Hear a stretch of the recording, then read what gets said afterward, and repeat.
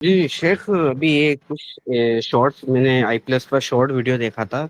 ایک خواتین نے یہ سوال کیا تھا کہ کیا رکوع پا لینے سے رکعت مل جائے گی. تو شیخ نے اس طرح سے کہا تھا کہ ہاں، اگر وہ اطمینان سے رکوع پا لے تو رکعت مل جائے گی.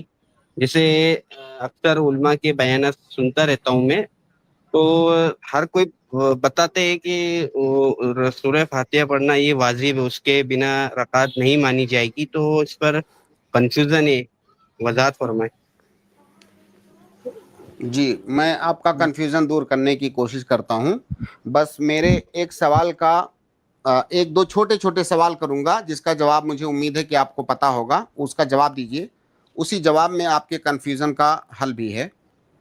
آپ یہ بتائیے مجھے کہ ظہر کی نماز کتنی رکعت فرض ہے؟ 4 شیخ. 4 رکعت فرض ہے، یعنی 4 سے کم پڑھیں گے تو ظہر کی نماز نہیں ہوگی، ہے نا؟ جی شیخ. جب آپ سفر میں جاتے ہیں تو ظہر کی نماز کتنی رکعت پڑھتے ہیں؟ شیخ 2 رکعت. 2 رکعت. تو آپ نے تو 4 رکعت نہیں پڑھا، ظہر کی نماز کیسے ہو گئی آپ کی؟ ظہر کی نماز تو 4 رکعت فرض ہے.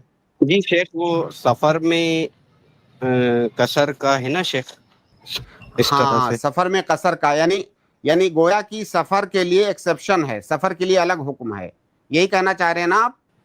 جی شیخ.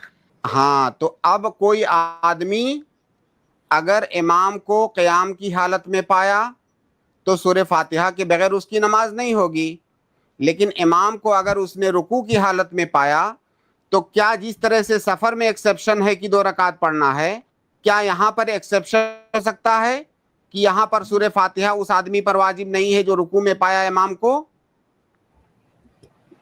ہو سکتا ہے، جی شیخ. اگر دلیل سے ثابت ہو جائے تو یہ کوئی نہیں جی ہاں. کہتا ہے کہ سورہ فاتحہ رکن نہیں ہے.